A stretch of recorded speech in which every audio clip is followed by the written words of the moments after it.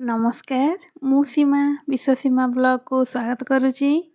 आज आम घरे किपरि लहुणी गुआ घी प्रस्तुत हुए से परी करवा।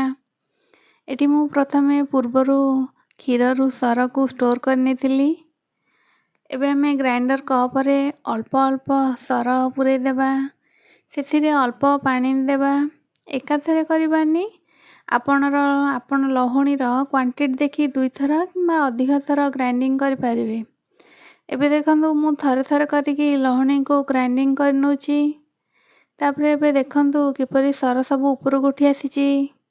एबे गोटे बड़ पात्र रे फ्रिज रो ठंडा पानी मु नै सेथिरे मु किछि बरफ पके नेची। आपण चाहिले अधिक भी बरफ पके पारिबे। बरफ पड़ले लहुणटा ऊपर को बाहर जोटा भासी उठे। तापर सेथिरे ब्लेंड करथिबा सर को मु पानी पके देउची।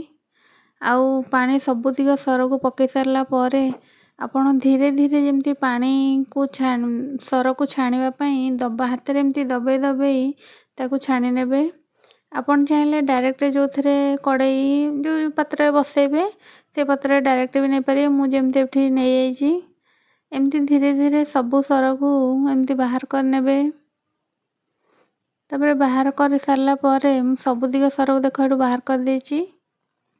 तापर आम गैस रे लो फ्लेम रे ताको बसई नेबा। लो रे बसेबे आपण हाई रे बसेबेनी। लो रे बसई नेची। एठी देखंतु टिके टिके घी ऊपर को बाहरी आसुची।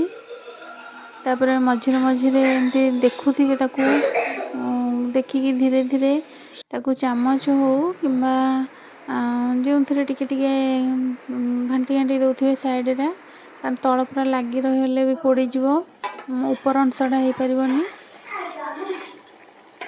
एमती पूरा धीरे धीरे पूरा चामच रे टिके देखि नउथिबे। एबे देखंतु घी पूरा पूरा ऊपर को आसी सारलानी। एबे घरे केमती पूरा आपण पूरा शुद्ध देसी घी पूरा बाहर कर परिबे।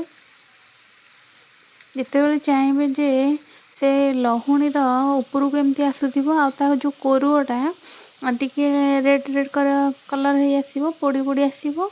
आपण जानिबे पूरा घी पूरा प्रस्तुत हो जायछि। आपण चाहले भी सेतिरे कोन करबे ना लवंग दुईटा भी पके पारे। मुठी लवंग पकेनी कारण जे अधिक दिन पर्यंत घी को स्टोर कर रखि पाउ चाहेबो से एठी लहुणी रे लवंग पकेबो। किंतु मु एठी लवंग पकेनी। देखंतु घी पूरा रेडी हे गलानी। एबे मु ता छाणी नउछि। देखंतु केते घी पूरा बाहर जायछि।